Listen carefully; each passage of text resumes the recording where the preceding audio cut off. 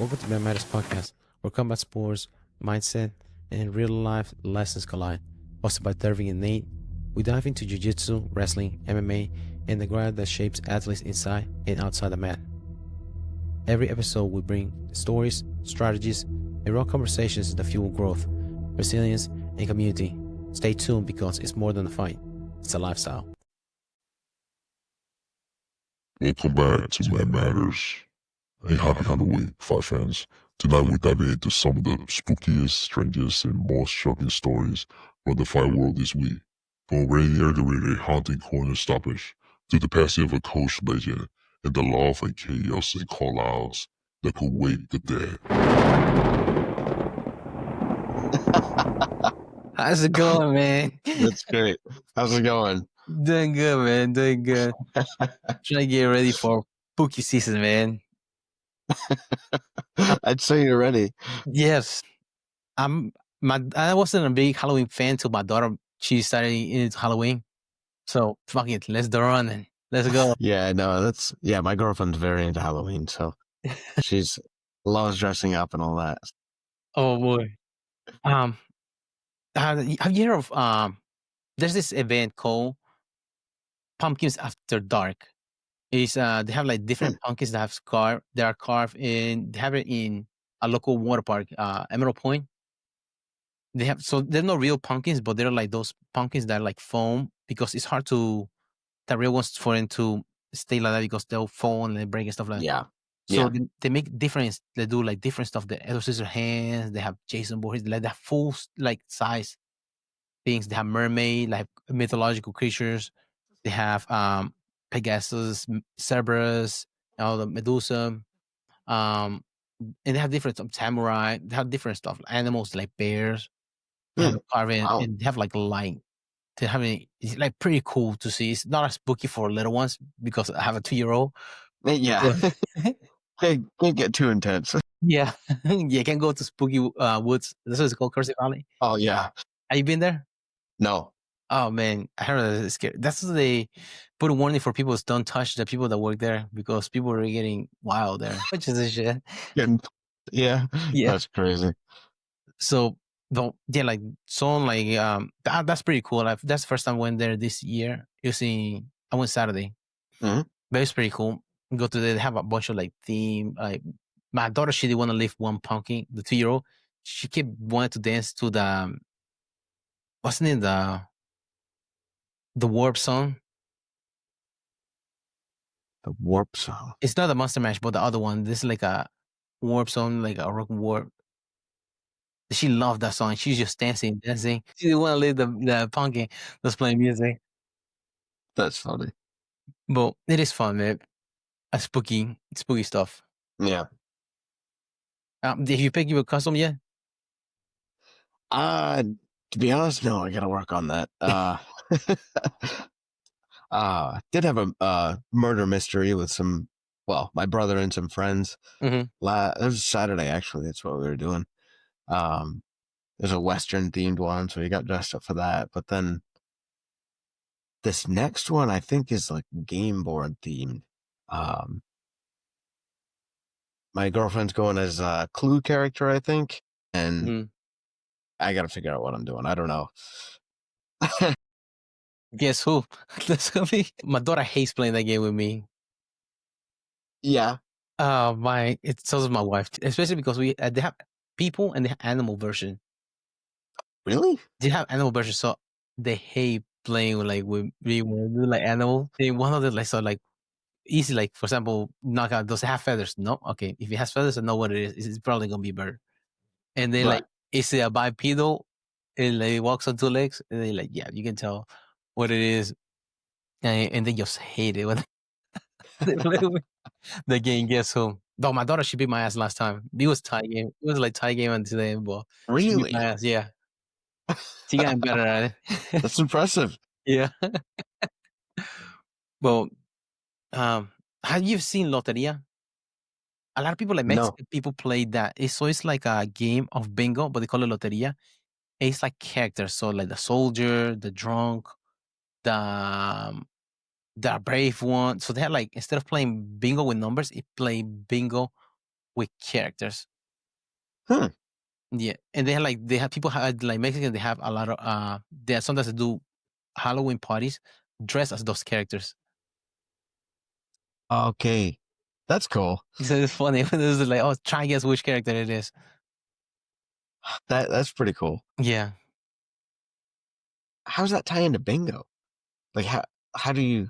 No, instead of having numbers, each like they have no slot. Instead of having numbers, they have the pictures of those characters. Oh, okay. I got you. So like whenever you call them out, you call the name. Yep. Of the character. And that's a game I can never win. One time I was playing with my friends. They came to town. And dude, we played for like 4 hours, playing a quarter a game. I was getting my ass beat the whole time. Didn't win a single game. I changed my card to see if it was the card. No, still losing. The kids, like somebody will call Loteria, and I was still like, I have like one spot. That's it. Like, dude, am I too slow or something? And when they're calling them, but yeah, it's terrible. I hate that game. Fucking Loteria, man. And my friend pick on me for that shit because I always lose. Just no luck. No luck on that game, man. Terrible. That's all the worst. But let's go back to the today's segment.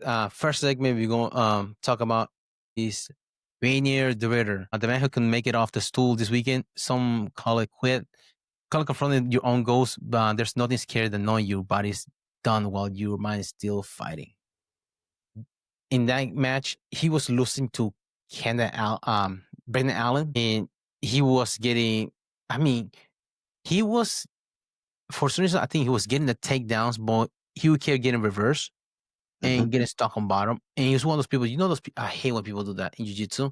They're on bottom and do body triangle. Why do you do body triangle when you're on bottom?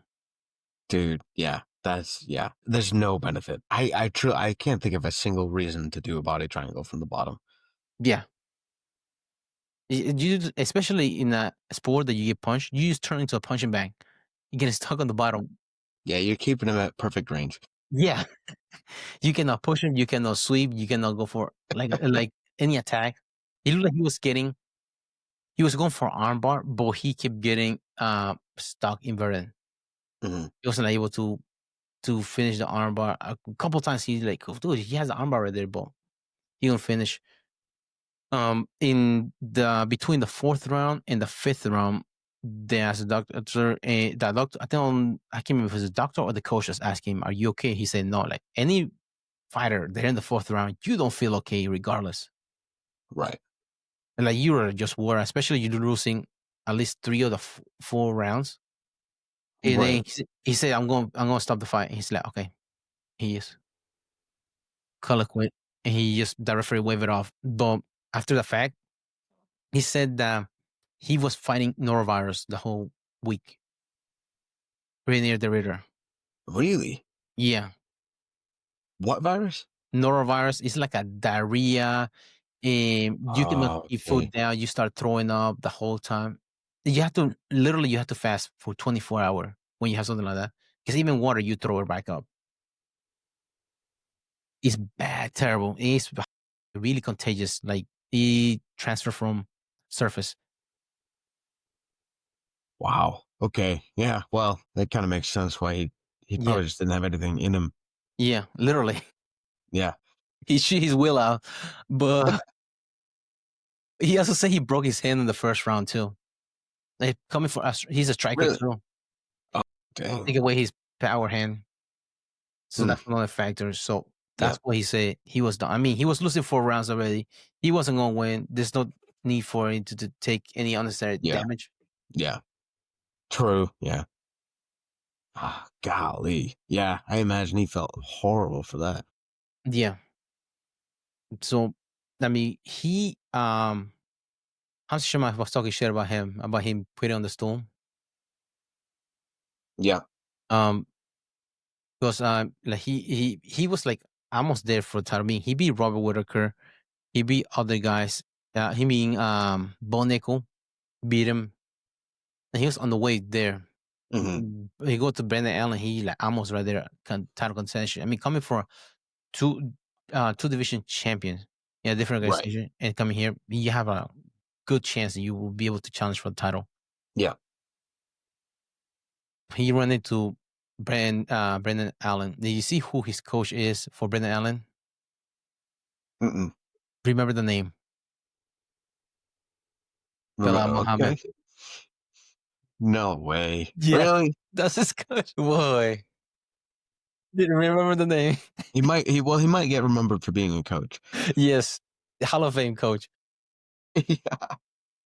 But there is a guy. I saw that there was a guy that he bet $380,000 a TKO win of Brendan Allen over Ritter. He won $1.2 million,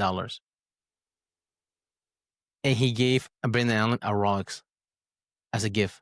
Really? Yeah, Dang. that's a big bet. That is. I can remember seeing the score. You know, sometimes it's not the score, but the little thing whenever they show their name before the fights. This is somebody. Oh yeah. I think the odds were 8-1. Really? Yeah, the opening before the fight. Yes, that was the opening line, 8-1. Yeah. Rivalries was favorite. Oh, that's crazy. Can you imagine? Oh man, can you imagine betting on a guy and then he's just been sick for a week before? Yeah. Oh, You know that. right. Yeah. There was a coach that got in trouble for that. He was giving information about some of his fighters. So he was giving, yeah. So he got kicked out of the UFC. Really? Okay. Yeah, I can't remember what his name is, but he got kicked out. He's banned from the UFC. He cannot coach anymore. Yeah. I Wow. mean, you running your own. I mean, who would want? Who would want that guy for a coach? Yeah, my guy is injured. Bet against him. Bet the house on the other guy. I've heard some people that bet on themselves, which is different. I mean that seems reasonable. Okay, you're just confident. Yeah, you always bet on yourself. Physically, all the time that you put in yourself, the confidence you put in yourself, that's betting without putting money on the line. But if you want to monetize it somehow, you want to put money in. That's another way of you betting on yourself. I guess the weird thing would be is if you were betting against yourself. Yeah. Like at that point, you're throwing the fight. Right. Is that allowed? Can you bet against yourself? I don't think fighters are allowed to bet. They're not going to bet at all because I think Joe Rogan is not even allowed to bet. He was talk about that before. Oh, interesting. Huh. He's not allowed to bet, but he used because he said some of his friends, he would tell some of his friends, bet the house on this guy. For example, Glover Teixeira came into the UFC. He's a big but he was nobody knew about him. Yeah, he's a boogeyman, and then to bet the house on Glover Teixeira, and sure enough, when Anderson Silva came to the UFC, bet the house on Anderson Silva. Dang, because they're really good, but a lot of the gambling or the Vegas lines, they don't know about how good they are. For example, Chris Levin was somebody that's like a murderer, in the UFC, and they put against Anderson Silva first fight in the UFC. He just bet the house on Anderson Silva, and sure he did, just destroy him. Chris Levin. Dang, that's a crazy advantage. Yeah, it is because you have more information. It's in the what's it called in politics, it's called inside trading. But you cannot do that. Right. It's illegal. For a young company, especially. Yes. Some people got in trouble for that. They just when they get ready to sell, they just crash the market. Yeah. And then when it goes back up, when it goes back up, they sell. Yeah. Yeah. I mean, it's crazy. People don't like it when that happens. Yeah, no, because you have control of what's going to happen. You're the referee. That's why referees are not allowed to bet too, because they control the game. Right. They control the game, so they can know the outcome. That's who wins. Yeah. But speaking of Anderson, do you see that he's fighting Chris Weidman for the third time? No. He is who's going to be through? Most valuable promotions. I think it's a Dirty Boxing. No, it's gonna be in the Jake Paul versus. Yes. Yeah, I did see something about that. They're gonna be fighting each other. I think this time it's gonna be boxing, so that way both of them don't break their legs because they have broken legs both of them. Yeah, right. Keep it above the waist, guy. Pinocchio legs over there. Yeah. Don't step down too hard. Yeah, make sure those shoes are real taped. But yeah, man, I was surprised that they're fighting each other. Talk about like Halloween theme. They will be considered the mummies of the card. Yeah, the zombies. Yeah, they're just coming apart. That's gonna be November 15th, Miami, where the card is gonna take place. Huh. Okay. But That's crazy. That's crazy. I'm blown away that Silva's still in it. yeah, well, he's still boxing because I think he fought Jose Chavez Jr. He fought Jake Paul. He lost against Jake Paul. Who else did he box? Somebody else that he boxed. He had been active boxing wise, but that's what he's doing now, I guess. Yeah. But he was a big fan of boxing. At one point, if he would have lost to Chris Weidman, he was in the talks of going to fight Roy Jones Jr. for an exhibition match. Really? Yeah. If he would have won against Chris Weidman. Mhm. He's a big boxing fan. But I don't know. It's kind of crazy. Like watching him in his prime and watching him now, it's like two different people. yes. I don't. Yeah, I mean, it's impressive that he's still doing it. But Does his kids participate in combat sport? Because I wonder if that's the reason why he can coach him as he's competing, and he's trying to show him the way of being active within like keeping those doors open for promotions for competing. yeah, Perhaps could be. Mm-hmm. that's one way I can think he's still doing it, even though after he's like been doing it for so long. Right. Because he comes from the shooter box gym, like Pride days. That's how long he's been competing. So I wonder. Also, if boxing is not as complex of a sport as MMA, too. Very true. I mean, yeah, I feel like you could get fit specifically for boxing more easily than MMA. Mm-hmm. Also, he doesn't have to worry about sprawling or anything like that. So that would also be nice in your old age. I mean, I could see why that would be more conducive to him continuing, but still.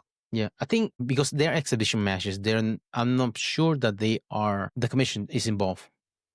So okay. I mean, that would make sense. Yeah. So they have, for example, the Roy Jones Jr. versus Mike Tyson. They have a gentleman's agreement, no knockouts, no hard hits to the head. So it's an exhibition.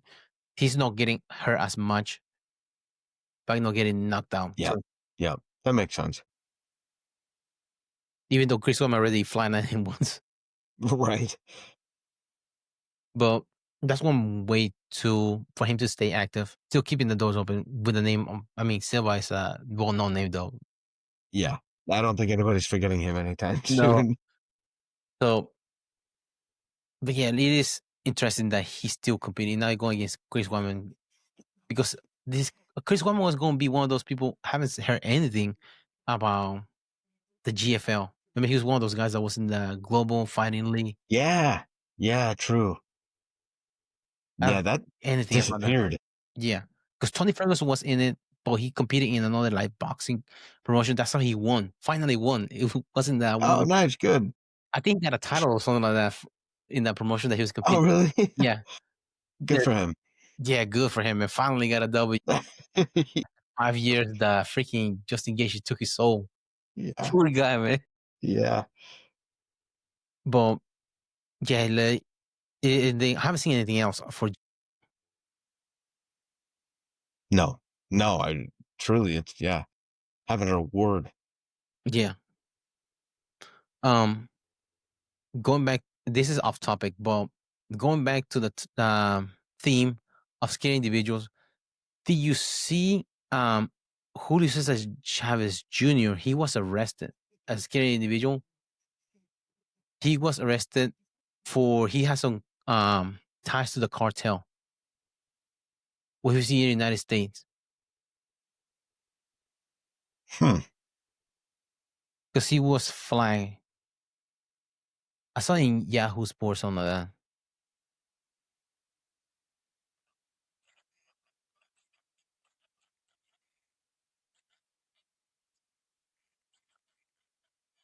He was deported back in August, I think.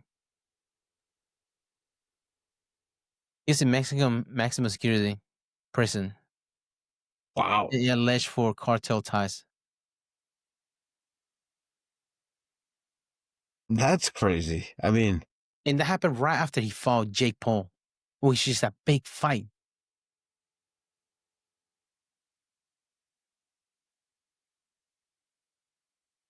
wow. Okay. When did they fight? They fought in June.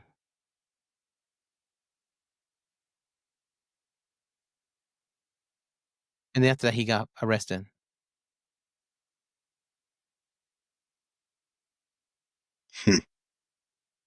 I mean, coming from a boxer legend from Mexico,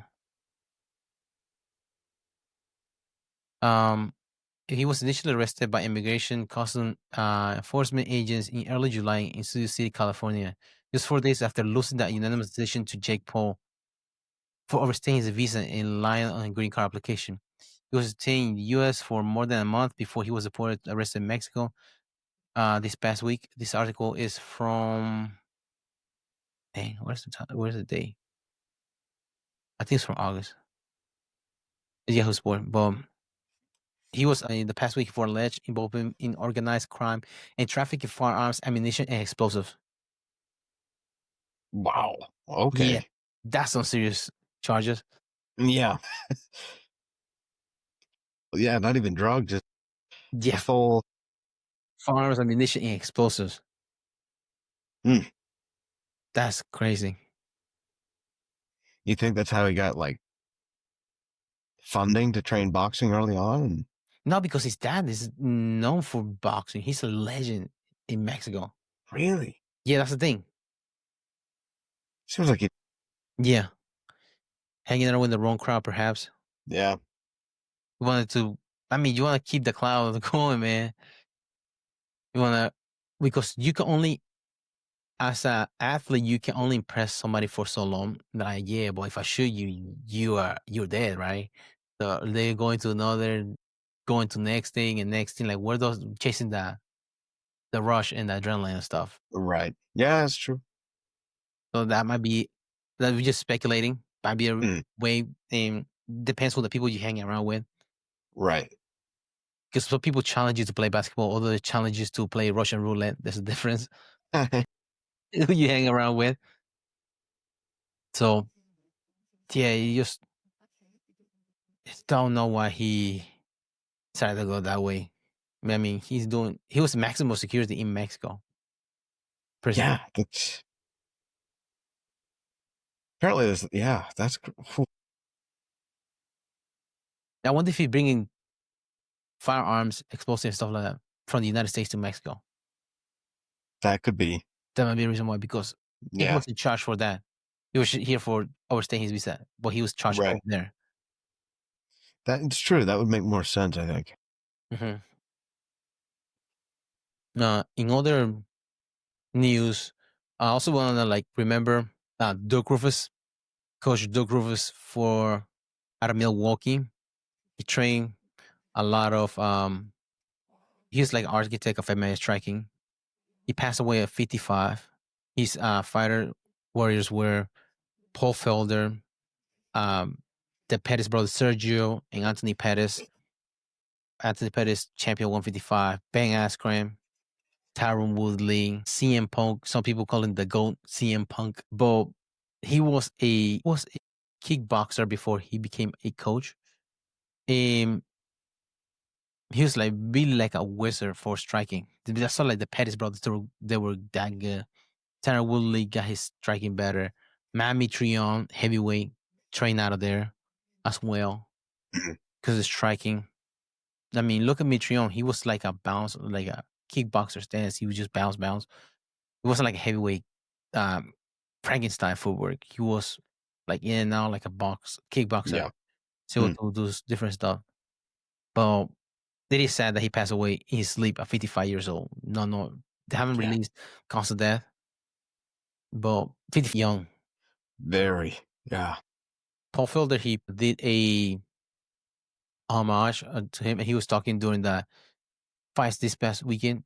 At the end of the event, he was talking about Coach Duke Roufus because that's when I think he passed away Friday night, and they announced on Saturday. Okay. He passed away. Anthony Pettis posted something about him when he found out about him. Mhm. They were close. He's considered him as his second dad because Anthony Pettis' dad died when he was a teenager, and Drew Mhm. Roufus took after him, like race, like Oh wow. as a coach. Wow. Okay. So legend of the sport. Duke Roufus. I was really intrigued how the fight will be between Anthony Pettis because he had a striking coach and Rafael Cordero's. He was his fighter was Rafael dos Anjos when they were going against each other because both of them are striking coaches. Hmm. Because Rafael Cordero's was like Vanderlei Silva, Shogun Rua, the Nogueira brothers, and Silva. He was their striking coach. Kevin Gastelum, Vittori, all of them. He was their coach. So that like, but it is sad like they lost a legend because he was the owner of the gym too. Okay. So who's going to take over? I don't know. I think Anthony Pettis lived in Arizona or New Mexico. He doesn't live in Milwaukee anymore, but that's where he's Okay. from. Other guy, Ben Askren, but Ben Askren is not really in any shape or form to run a business or a gym. Right. Or Tyron Woodley, they're like, I don't know who take after because losing a legend like that, but also a lot of people that he was helping along the way as a coach. And just like he brought up Anthony Pettis, he had other guys too. He has his athletes that he was guiding. They lost a coach, a father figure, and all them. In just one night. If they lose the gym, they lost their resources for that. Because Milwaukee Right. is one of those, I think one of those like cities that have higher crime as well out of the Midwest, just like St. Louis. Okay. Yeah. So having a good gym like that, it is a good avenue for people getting out there. Right. Yeah, it is.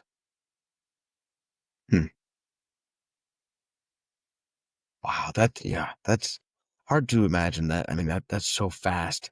Really, just not expecting it and then just gone the next day. That's Yeah. At 55, because yeah. I mean, you can expect it for people that are have a sedentary lifestyle, but a coach, like MMA coach, kickboxer, Exactly. somebody was not just a coach, but also used to be a kickboxer as well. And he had, I think, a daughter that's young too. Really. That's sad. But sorry being the bad news bearer here. But the Duke, that's what he's known for. The Duke. Yeah. His name was Jeffrey Rufus, but he went by Duke Roufus. The Duke's impact will haunt the game in this best way. Live on. Next segment we're going to talk about love after war. Drew Dober's wild story. There's a story going around. I seen it the other day. It pop up on my news about Drew Dober. He back in 2014, he faced a travel to Berlin to face Germany's Nick Hain in only his second fight within the UFC. After a brutal and bloody 15-minute war fight, went to judge scorecard. where Hayne was awarded a unanimous decision despite protest from Dober. Well, the American, they just let the result stop him from enjoying the nightlife in one of the most popular cities in Europe, and he went out post-fight and celebrated with his opponent at the after party. Later, one thing led to another. He married his opponent's sister. So the next question is, who took the bigger L that night and in life? Out of those two. I mean, yeah, it's hard to say because, if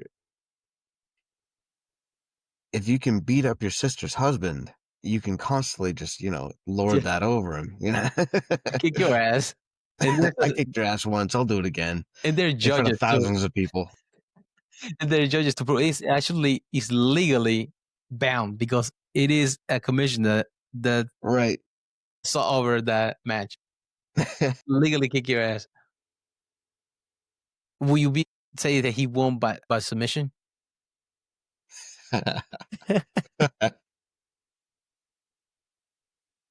Like who? Like he? That's crazy. Like marrying your opponent's sister. That's why you don't take your opponent to a party after you match.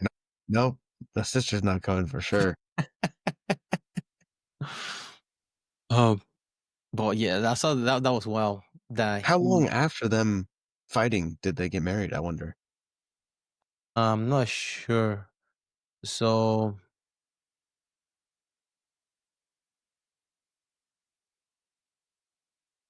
I had to look when they got married.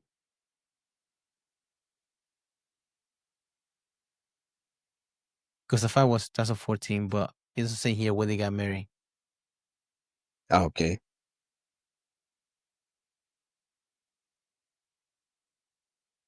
Though, yeah, that's wild.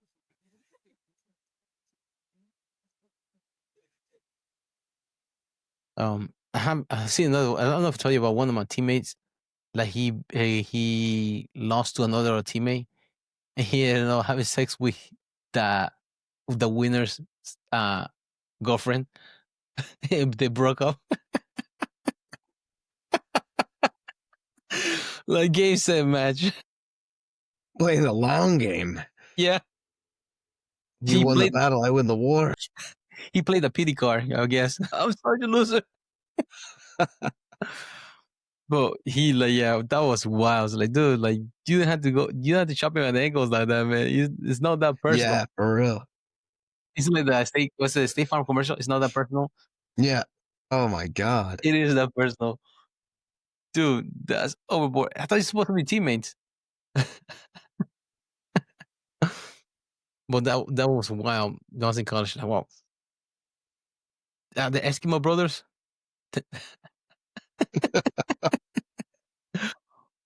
Or if it's not considered Eskimo brothers, if it's made out of revenge. Yeah. Because you can be the same igloo. Too much heat. Yeah. You melt the igloo. Yeah. In another story for this week, challenging the king. Gene Silva calls out Max Holloway for the BMF title. It's bold, maybe a little insane, but hey, it's Halloween. Sometimes monsters come out swinging, man. And Max Holloway was saying, is this guy on drugs or something? Because he was calling him out. Yeah, to quote Conor McGregor, who the fuck is that guy? Yeah. Yeah. For you to get the BMF title, also, not just calling him out for the BMF title, he tried to call the BMF title at the White House card. That one card that's like exclusive. Yeah. That's the confidence is impressive. Coming off a loss against Diego Lopez, somebody's low weight class than Max Holloway right now. Yeah, I don't know. I don't know where he got that idea from. But do you think he can knock him out because Topuria was able to knock out Holloway? But Topuria does it to everybody. That's the thing. Yeah, Topuria. Yeah, that's the thing.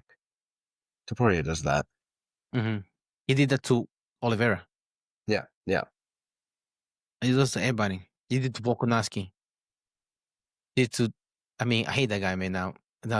All those names. Yeah. yeah. Volkanovski, Holloway, Oliveira, all the legends. To stop. Everybody. Next thing he's going to try to go against Jake Paul when he gets older. yeah. Just like, what's that? I'd like to see that one. Yeah, I would love to too. He's trying to get a page out of Max. I mean, no, out of Jake Paul. He's going against older fighters. Yeah. All the legends. But during the kick stream, Holloway was added and by a fan and thought that about Jim Silva's team. And he was stunned by the idea of Silva's most recent bout because he got finished by Diego Lopez in a match that he looked like he was winning. Really? He was winning, and then Diego Lopez just threw a spinning elbow, took him out. He turned him from. He looked like Baraka. You remember that character Baraka from Mortal Kombat? No. He like knots on his head, like his teeth were just crazy. That's what it looked like. Just bloody up.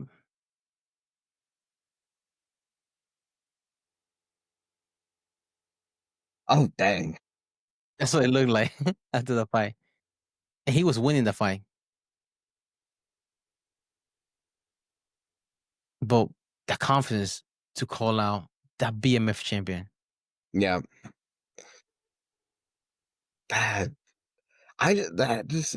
mind-boggling to me. There's no chance. It's not even like a, risk it kind of deal. No, it's just like that's dumb. That's never gonna happen. Yeah, especially that car too. Yeah. You know what you have to do to get in the car? Not even John Jones is right now is allowed in the car. Right. And he's a big draw too. Mm-hmm. He's not even allowed there. What makes you think that you're going to go challenge for the BMF title? That's wild. Yep. Hey. Don't do cracks, kid. And then finally, we go to the UFC for this weekend in Abu Dhabi. And the fight card stacked with potential violence in the desert. So that carnage in the desert probably doesn't be considered because the heavyweights are going at each other. This is the first title fight without John Jones being the heavyweight champion. Yes.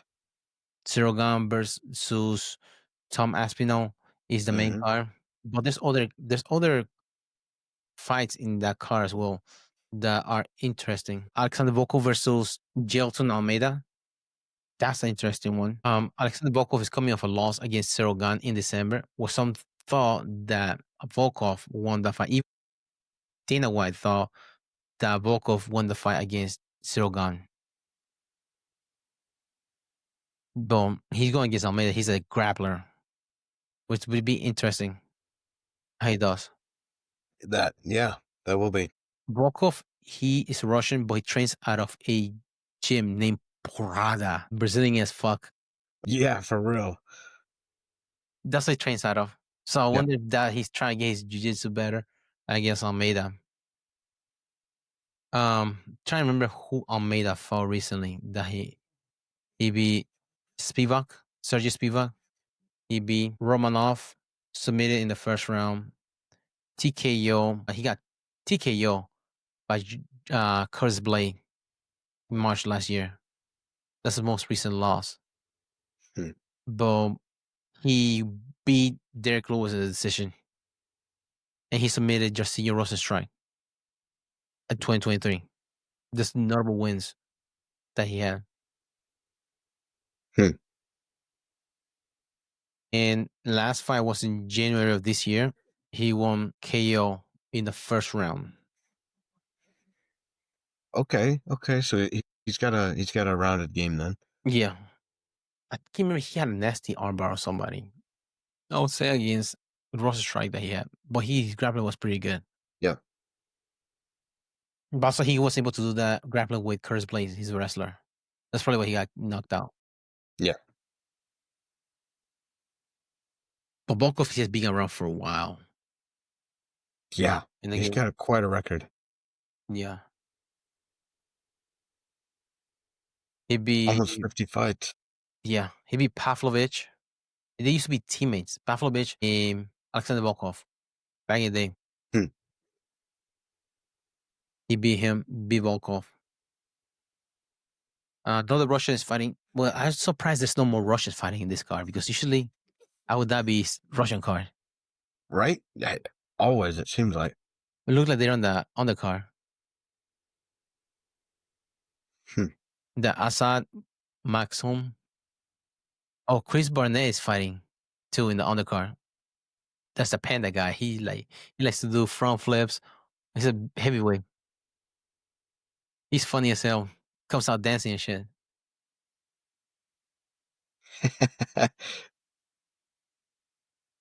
Who else in there that I see?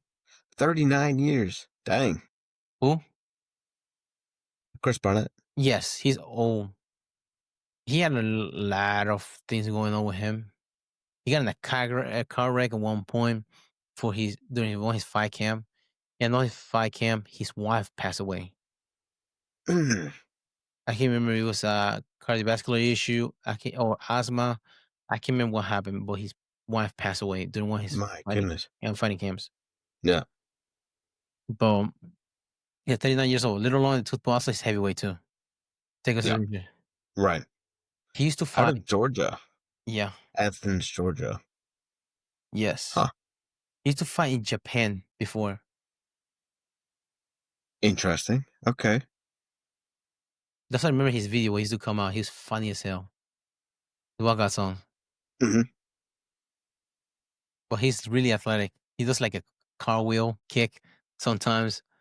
This is like different stuff. He comes from I want to say he has a taekwondo background, but also he's a breakdance fanatic too. Oh, okay.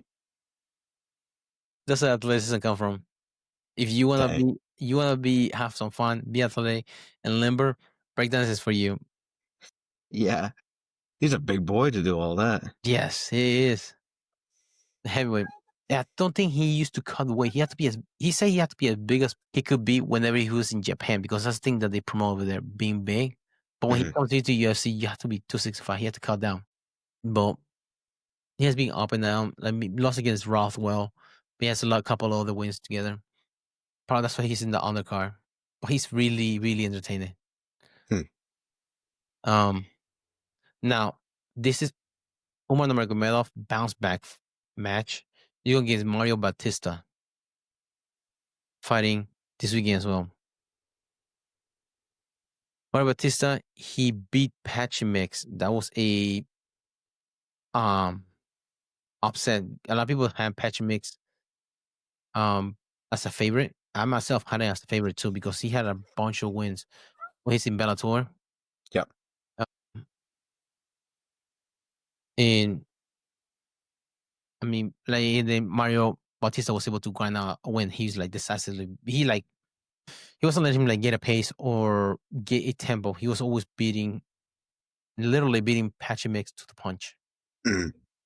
So one day, if he were to do the same thing against Nurmagomedov, which is a Nurmagomedov as far as known for the grappling, but he is more of a striker out of all of them. He has crazy question mark kick. And he's coming off a loss against Merab.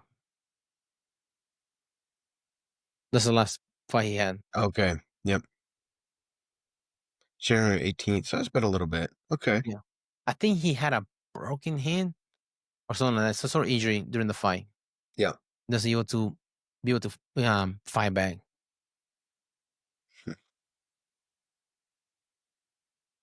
Now for the co-main event, Virna Jandirova versus Mackenzie Dern. This is a title fight because Sam Willie, she vacated title. She's going up to 125, trying to challenge against the Bullet, Valentina Shevchenko, which should be interesting fight. Yeah. Yeah, that should be a really good one to watch. Yeah.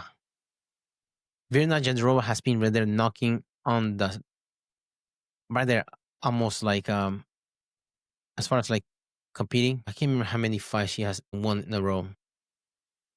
She's been doing well, I thought. To be honest, I don't think Dern has much of a chance on this one. No.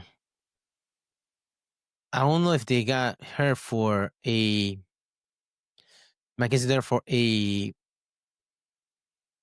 marketing value because Mackenzie has been up and down as far as her performance wise. For sure. The last time Jandirova lost was in 2021 against Rivas, and that was a decision. Okay. Yeah. You just can't hit a blind side, you know? Yeah. Yeah, she Because I wasn't watching, man. She doesn't have any blind spots. chameleon. She sees everything on widescreen. You know your camera has 360 view, like Insta 360. Yeah. She has that. Yeah. Like a fucking deer. Look, yeah, she can defend from when you take her back. Yeah. But she has 5 wins. 5 winning streak, and the last 2 she has been won by submission. Second and third round. So I mean, Yeah. she will deserve that title. Yeah, 100%. No, she's a very good. I was looking for her to go against Sam Whaley, but Sam Whaley vacated the title. Yeah. Do you think that was on purpose? I don't know if she can make the weight. I don't know if it's a weight issue or challenging because she has beat most of the other one was Rosta Majunas. Those challenge for her, but Sam Whaley has beaten everybody in that weight class. And it was a point of she trying to keep making weight. Yeah. The division. The Mackenzie Dern, she lost a KO against Jessica Andrade 2023. That she beat Angela Hill. That she beat Angela Hill in May of 2023. Lost against Jessica Andrade KO in November 2023. In February of 2024, she lost against Amanda Lemos, a decision.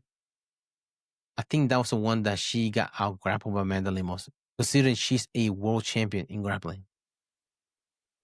Yep. So she had to go back to her rules. I think she had a match in August. She won a decision against Lupi Goodiness. And that when she competed also in CJI. Was in August that year? 2024. And then this year, in January, she beat Amanda Ribas, which was a rematch from earlier in her career versus Amanda. Boom. She had gone against Raquel Pennington and Amanda Nunes' wives. Against Dern. She beat both of them. Oh, really? Yeah. Tasha Pennington, she beat her in decision back in 2022. And Nina, no, never mind. She lost. No, she won. Never mind. She won against Nina Nunes in 2021. Submitted her in the first round. Okay. Oh, this is a rematch. Jandirova match is a rematch. Mackenzie Dern beat Jandirova back in 2020 of December in a decision. Oh, interesting. But I didn't expect that at all. Also, it was a different Mackenzie Dern. She's just off the. She's competing 2018. Last time she was competing in grappling. True. Yeah, so it's a different. Also, it was 2020. How much training do you think Jandirova was able to get compared to Mackenzie Dern in 2020? Some a lot of gyms were close. Yeah. That's another factor. Take consideration. But also, Jandirova has been on a killing streak. Last 2, she has submitted her opponent. That'd be interesting what their grappling is going to be like. It will, yeah. She has a good back take for Jandirova. Whenever she takes your back, she can see around your body. She see all the openings from there. Like a drone. She has access to the cameras whenever they're on top of the octagon. Yeah.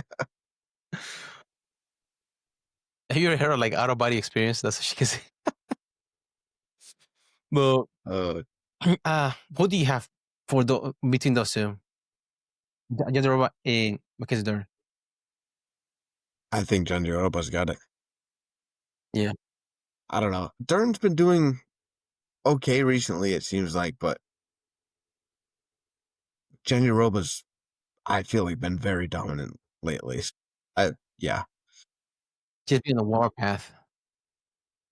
Exactly. I mean, the last time they had a match was 5 years ago. That's a long time. So yeah. Yeah, I agree too.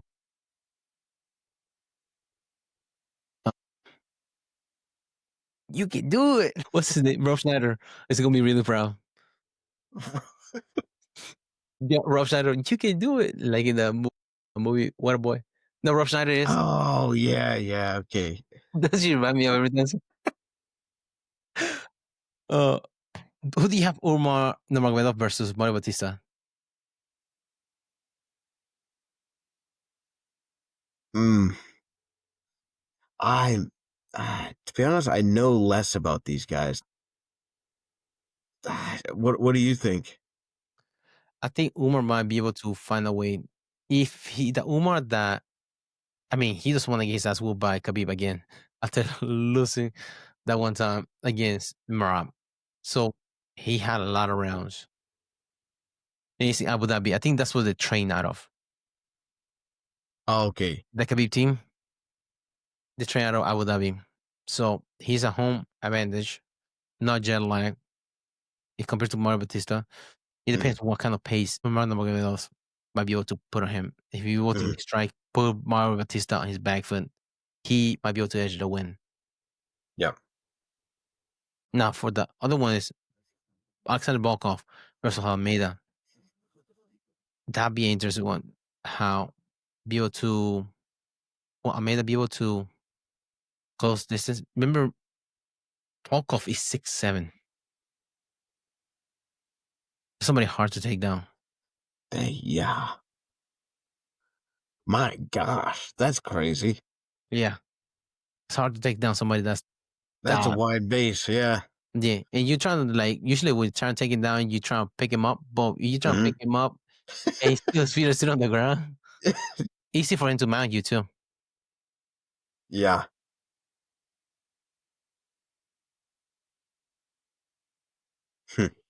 I've seen the other one. I haven't talked about the other one. Rakic versus Asamat Murzakanov. He's undefeated, Murzakanov. And Rakic is one of those guys that we talked about recently. He's up and down, up and down. As far as he's like a couple matches away from the top 5 in the division. Well, I saw the name Musakov. I mean, no Musakov, but Asamat. Remember Asamat Bagatov, Borat's handler? That's his name. Asamat Bagatov. Oh my gosh.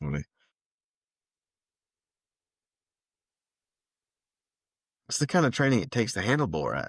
Yeah. Yeah. And guess where he's from? He's Russian, of course. Yeah, Russia. Really? Yeah. Bulgarian, ASSRA. This is born. Okay. Sweden.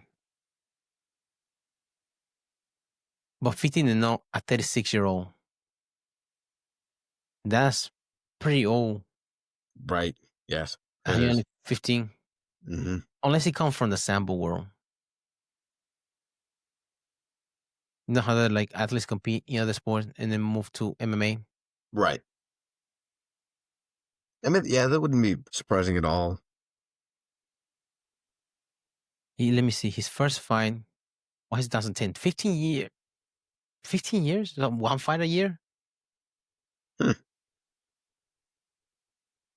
2010, 2015, 2016, 17. Then he didn't fight from 2017 to 2019 was the next one. Then 2021, which is understandable. There's not a lot of things going on. He was in 2021 when Dana White's contender series, and that's how he made it to the UFC. He's competed in the UFC since.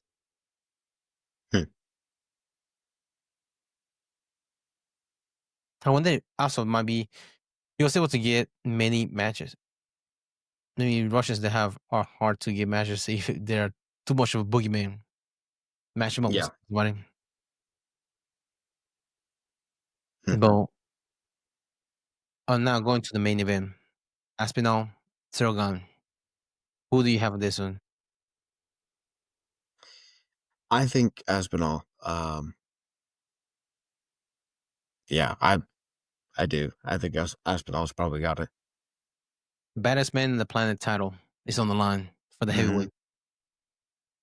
How do you think he'd be able to grapple Cyril Gane? Find that he used the same playbook that John Jones did against Cyril Gane. I feel like it's an option. Yeah, I mean, that would seem like a good option. It worked really well for John Jones, and it seems like Aspinall has that well-rounded arsenal as well. So, yeah, I could see that happening. Yeah, You know? I think he'd been doing jiu-jitsu. He was 6 years old. Wow, really? Yeah, his dad had his own gym. He quit his job so he got his own gym. That's right. Yeah, I remember it. Yeah, okay. I do remember that. That is crazy.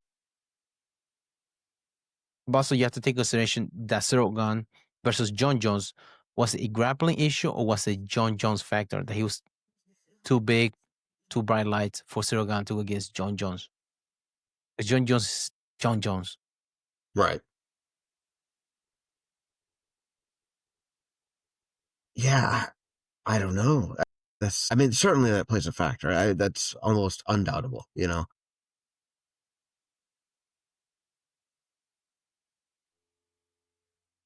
But if I'm remembering right, John Jones rushed in and got a very quick win, right? Yeah, just took him down, submitted him. Yeah. I will. That's very much how Aspinall does things as well. So,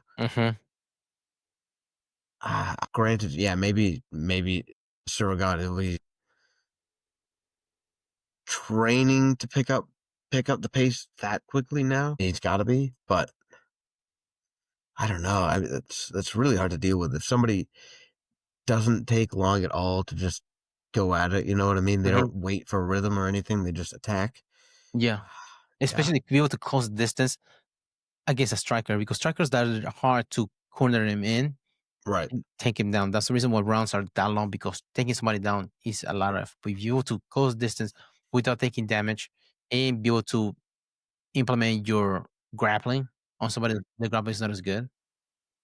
Right, it's difficult. Mm-hmm. I mean, for example, Alex Pereira is not known for his grappling not being that good, but good luck closing distance on him. He will hammer you. Yeah, he's so accurate. Yeah, I don't know. Is Siragan, how accurate is he? He's hard to pin down or take down because he got ankle. He's not flat footed. He bounces a lot. Able to move away from you, just like John Jones does. Able to he also is like counter striker too. You go in and out. Yep. Some people are difficult for him to fight on the back foot, but he doesn't have the problem. Sirogan, he in or out. I mean, he had freaking Francis Ngannou as his training partner, swinging hammers at him. Yeah. So if you have that guy swinging hammers at you during practice sparring, will you be scared of somebody else punching you? Right? Yeah. No. So now a joke will be the Cyril Gane beats Aspinall and John Jones come back and fight Cyril Gane in the White House. That would be funny. That would be funny. That's the ultimate fuck you to Aspinall. Because he's trying to win the whole time. Mm-hmm. And he loses to Cyril Gane, and Cyril Gane fights John Jones in the White House. For the second time. Yeah. Jeez. That would be wild, man. It would be wild on John Jones' part. Yeah. Yeah. I think Dana's down with that, but. So the picks for this week, has Jandirova, have Umar, Aspinall. Is it Volkov? Yeah, I would think.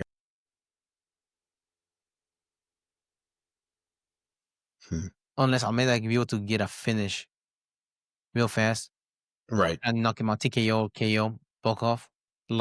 Derek Lewis was able to do it. He had to do in the 5th round at the end. Yeah. And Derek Lewis a knockout king. Yeah. And yeah, I agree with that. A lot of people want to see Mike Dern win for marketability purposes. She'll be the next cover of the UFC game. Do you see like the hot top scene of the UFC embedded? They're recording for for the UFC embedded. They had her on the hot top because she was like relaxing in the. Yeah. They had that as a thumbnail for the UFC embedded, and they changed it for Cyril Gane face like during his practice. That they had the hot top thing as their thumbnail on the YouTube video. They changed it after that. That's funny. Like, what do you guys do, man? You guys hate it, but also probably because Abu Dhabi, they're too. Yeah.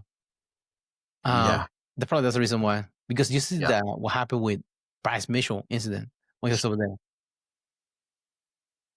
there. I'm blown away that they allowed him to come to Abu Dhabi. Freaking loose cannon, man. Yes.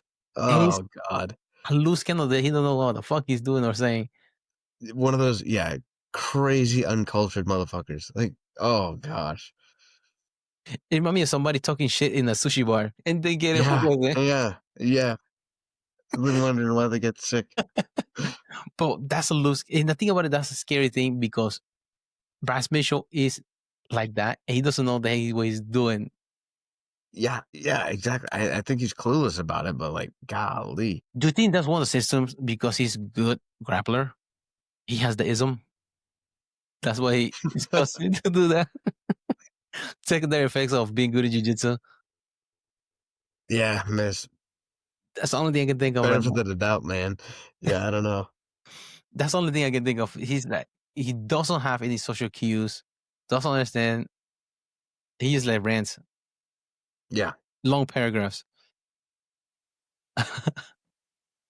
But yeah, I was surprised with like. I was surprised why the way that people reacted for him in the changing room, but he making it over there like they don't get the UFC banned from there. Right, exactly. Yeah. And most of those places that they go there, when they're like close to the athletes, usually they're like the prince and stuff like that of the area. It might be just one of the princes there, like, dude, what are you doing it? For sure, getting banned from the whole. Have you been banned from the whole country? How appropriate would that be? Golly. He did what? Who? Damn it, fucking Mitchell, man. Just keep it in the United States, man. Keep it in North America. Mexico, Canada. Yeah. Just too crazy. No, I don't have anything else for today. You have anything else? Nope. I pretty well covers it, I think. Yeah. You want to close out? Sure. Yeah, thank you guys for listening. I hope you enjoyed the cast. Give us a listen on Spotify, Amazon Music, YouTube, iHeartRadios, iTunes. Give us a like on Instagram. Give us a follow. Let us know what you like, what you don't like. I hope you enjoyed the recap of the previous fight night and then also the predictions for 321. Let us know what your thoughts are. See you guys. Thanks for tuning in to the Mad Matters podcast. Don't forget to subscribe and follow us on Spotify, Apple Podcasts, iHeartRadio, Amazon Music, and YouTube so you never miss an episode. Drop us a review, share with your training partners, and keep rolling on and off the mat. Until next time, keep fighting, keep learning, keep growing.